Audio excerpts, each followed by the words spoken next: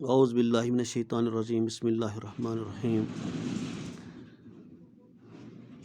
टाटो बच्चों आज क्लास 8 खतर रातुक God's sake yes hold the tank रात पे परान तमुक ब्याक पैरा परो आज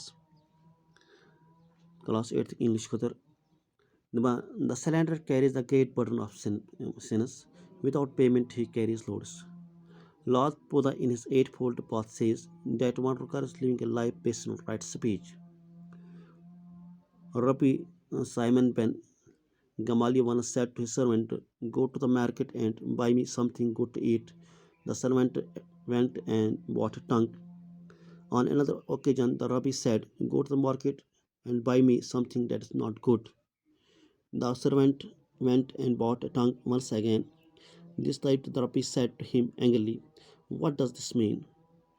When I told to buy something that was good, you bought a tongue. Now, when told to buy something bad, you bought a tongue again." The servant replied, "From the tongue issues the good and also the bad. There is neither better than a good tongue. There is nothing better than a good tongue, and nothing worse than an evil one." अगर वो cylinder गो यह गबत पकन या खराबी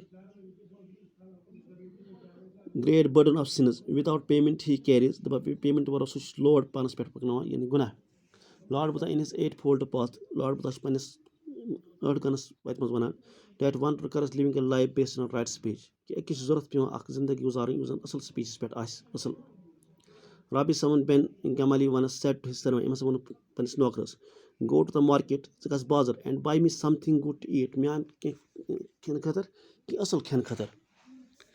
The servant went and bought a tongue. Yase go to hitlak tongue. On another occasion, the rabbi said, "Rabbi Hasan, go to the market, zikas bazar, and buy me something that's not good." Me tikin sa yusne asal ais. The servant went, the knocker said, "Go," and bought a tongue once again. It was his big zaban. This time the rabbi said to him angrily, "Son, what does this mean? When I told you to buy something, that was good, you bought a tongue." Zaban. Now when told to buy something bad, you bought tongue once again. The servant replied, "From the tongue issues the good and also the bad." The servant tongue क्या issue करान good to the bad यानी खराब वनो सत बना bad इंसान असल वनो असली बना. There is nothing better than a good tongue.